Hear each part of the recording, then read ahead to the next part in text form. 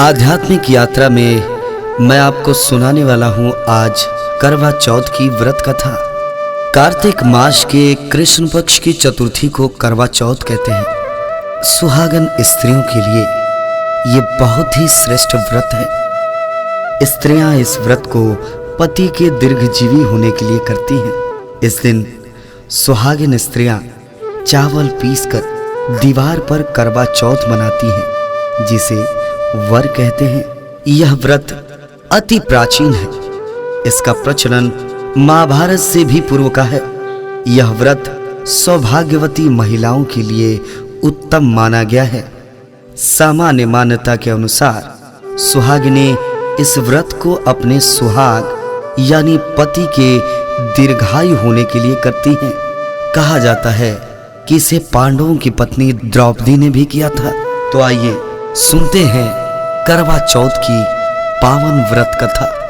एक साहूकार था जिसके 7 बेटे और 1 बेटी थी। सातों भाई और बहन एक साथ बैठकर भोजन करते थे।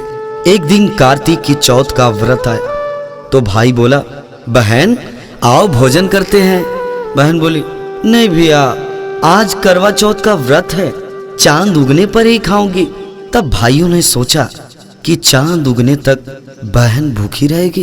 तो एक भाई ने दिया जलाया, दूसरे भाई ने छलनी लेकर उसे ढका और नकली चांद दिखाकर बहन से कहने लगे कि चल चांद उगाया है, अर्घ दे ले। बहन अपनी भाभियों से कहने लगी कि चलो अर्घ दे दे। तो भाभियां बोली, तुम्हारा चांद तो उगा होगा, हमारा चांद तो रात को उगेगा। बहन ने जब अकेले ही अर्घ दे दिया और खाने लगी तो पहले ही कवर में बाल आ गया। जब दूसरे कवर को उठाया तो उसमें कंकड़ आया। जैसे ही उसने तीसरा निवाला अपनी मुंह की ओर उठाया, तब तक उसके ससुराल से संदेश आया कि उसका पति बहुत बीमार है, जल्दी भेजो। मां ने जब लड़की को विदा किया तो कहा कि रास्ते में जो भी मिले उसके पांव छूना और जो कोई सुहाग का आशीष दे उसे पल्ले में गांठ लगाकर उसे कुछ रुपया देना। बहन जब भाइयों से विदा हुई तो रास्ते में जो भी मिला उसने यही आशीष दी, तुम 7 भाइयों की बहन, तुम्हारे भाई सदा सुखी रहें और तुम उनका सुख देखो। सुहाग का आशीष किसी ने भी नहीं दिया, लेकिन जब वह ससुराल पहुंची तो दरवाजे पर उसकी छोटी ननद खड़ी थी। वह भी उसके पांव लगी तो उसने कहा, सुहागिन रहो, सपूती हो। तो उसने यह सुनकर पल्ले में गांठ बांध दी और ननद को सोने का सिक्का दिया। तब भीतर गई तो सास ने कहा, पति धरती पर पड़ा है। तो वह उसके पास जाकर उसकी सेवा करने के लिए बैठ गई। बाद में सास ने दासी के हाथ बची खुची रोटी भिजवा दी। इस प्रकार समय बीतते बीतते मृगशीर यानी मार्गशीर्ष का चौथ आई। चौथ माता बोली, करवा ले, करवा ले, भाइयों की प्यारी करवा ले। जब उसे चौथ माता नहीं दिखलाई दी तब वो बोली, हे माता, आपने मुझे उजाड़ा तो आप ही मेरा उद्धार करोगी, आपको मेरा सुहाग देना पड़ेगा। तब उस चौथ माता ने बताया कि पौष की चौथ आएगी, वह मेरे से बड़ी है, उसे ही सब कहना, वही तुम्हारा सुहाग वापस देगी।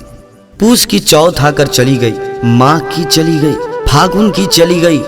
इसी तरह चैत, बैसाख, जेठ, आषाढ़, सावन, भादो सभी की चौथ आई और यही कह के चली गई कि आगे वाली को कहना। असौज की चौथ आई तो उसने बताया कि तुम पर कार्तिक की चौथ नाराज है, उसी ने तुम्हारा सुहाग लिया है, वही वापस कर सकती है और वही आएगी तो पांव पकड़कर विनती करना, यह बताकर वह भी चली गई। जब कार्तिक की चौथ आई तो वह गुस्से से बोली, भाइयों की प्यारी करवा ले, दिन में चांद उगानी करवा ले, व्रत खंडन करने वाली करवा ले, भूखी करवा ले।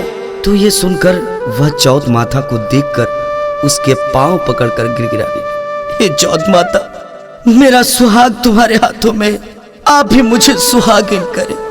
तो माता बोली, पापिन, हत्यारिन, मेरे पांव पकड़कर क्यों बैठ गई? तब वह बोली, जो भूल मुझसे हुई है क्षमा कर दो, अब वो भूल नहीं करूंगी।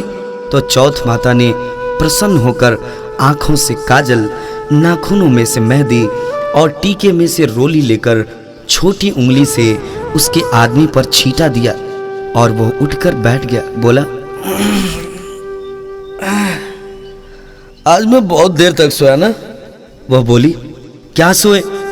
मुझे तो 12 महीने हो गए, अब जाकर चौथ माता ने मेरा सुहाग लौटाया। तब उसके पति ने कहा कि जल्दी से माता का पूजन करो। जब चौथ की कहानी सुनी, करवा का पूजन किया, तो प्रसाद खाकर दोनों पति पत्नी चौपड़ खेलने बैठ गए। नीचे से दासी आई, उसने उन दोनों को चौपड़ पासे खेलते देखा तो उसने सासू जी को जाकर बताया। तब से सारे गांव में ये बात प्रसिद्ध होती गई कि सब स्त्रियां चौथ का व्रत करें तो सुहाग अटल रहेगा। जिस तरह से साहूकार की बेटी का सुहाग दिया, उसी तरह से चौथ माता सबको सुहागिन रखें। यही करवा चौथ के उपवास की सनातन महिमा है। करवा चौथ के दिन सुहागिन स्त्रियां चावल पीसकर दीवार पर करवा चौथ बनाती हैं, जिसे वर कहते हैं।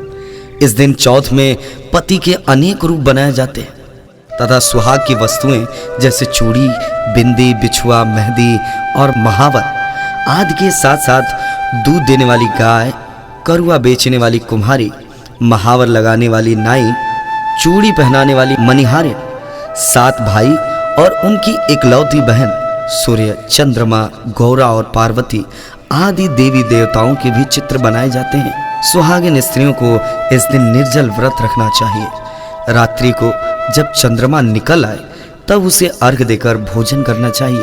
पीली मिट्टी की गौरा बनाकर उनकी पूजा करनी चाहिए। माँ सबकी मुरादें पूरी करें, आप सबको सौभाग्यवती बनाएं। आपका सुहाग अमर रहे। जय माता दी।